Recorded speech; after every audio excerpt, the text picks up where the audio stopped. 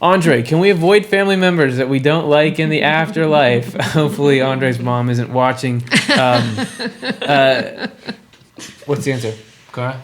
Well, I'm thinking in the long run, probably, but maybe, I don't know. It depends what all the relationships are about. If there's some spiritual issue that you need to work through and it's manifested in a relationship, maybe you'll get a chance to work it out. But it's not like you're going to have to be going to Thanksgiving at the folks that you can't stand for the rest of eternity, because you'll work it out and you'll be in, everyone will be in the society where they're home and where they belong. Yeah. That's a thought. I don't know. I exactly agree with that based on Swedenborg. There may be some kind of initial meeting. He writes about, we did a show called Unsolved Crimes in the Afterlife, What Happens, because he talks about people who had killed somebody and they coming face to face with that person's spirit in the afterlife, that you can't just, I never want to see them because that would be uncomfortable. Right. It could be that if there's something that needs to get worked out. But on the other hand, if you have a person that you had any kind of relationship with that's really, this is a harmful thing, you're not forced to be in proximity to that person in the same way just because of external bonds here. Even family bonds only become spiritual if there's love. There's a physical bond initially, but love is what brings, and that spiritual families are based on having, you meet people and you feel like this is my family because we love the same way. So those are thoughts, And Swedenborg talks about the fact that I think that's right. There probably will be some contact if it's beneficial for the two of you or whatever. But he talks about the fact that when two people disagree, when they have different thoughts or different feelings or whatever, they turn away from each other and then they just disappear. You don't even see the person anymore. And so I think we're not going to be just saddled endlessly, as you others have been saying, with people where you just see things completely differently. You get. We talk in this world about opposites attract. To Swedenborg, it's likes, it's similarities that attract and that bring people together.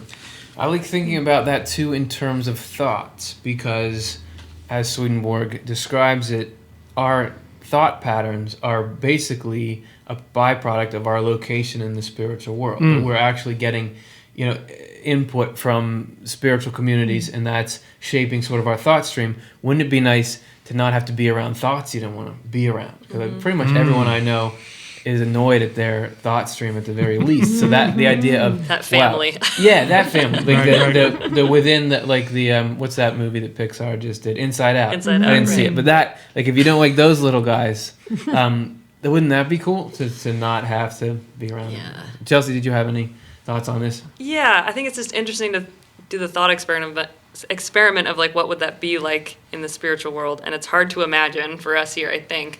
And I remember hearing from somebody talk about how ideas can change a lot easier and faster than like our love can change. Like that takes some process to like change our will. And so things might seem slower in that regard if we've developed these super strong attachments to these people, even if they're not like core, resonant with us or something.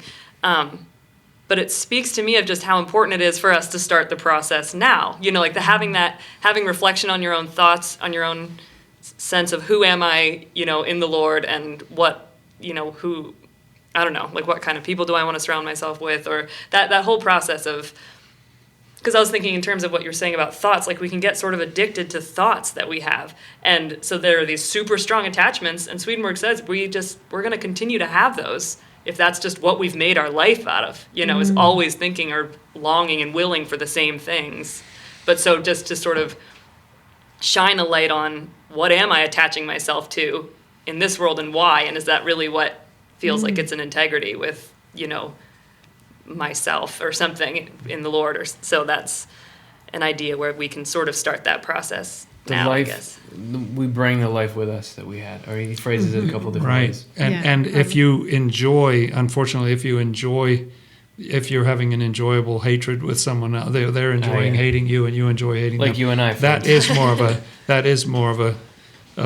a bond, I mean that can bring people together, because it might not be love, but it's still that you are enjoying having this rivalry or resentment or something. Well, in hell, Right. there is an attractive force as well. I mean, there are communities in hell, and people are brought together there, but it's more of like an organized crime kind of thing. Like, okay, you're my friend right now, but if you double cross me, I'm going to kill you. Or right now, I'm going to try to get good with you because you're more powerful, but as soon as I have a chance, I'm going to betray you. So there's sort of that, Right. the other side of attraction as well. Right. Yeah. And I guess that because people often ask, like, oh, well, why can't I just, hey, if I'll just get purified in the spiritual world and then I can just go to heaven, great. Like, but that's sort of the reality of, people ask, like, is hell real? Like, the reality of hell is our own wills just getting really attached to things that really don't actually serve us. And so, but if we don't sort of start the process of wanting to think about, is there another way to organize myself,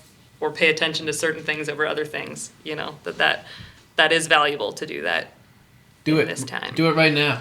Yeah. That's the message.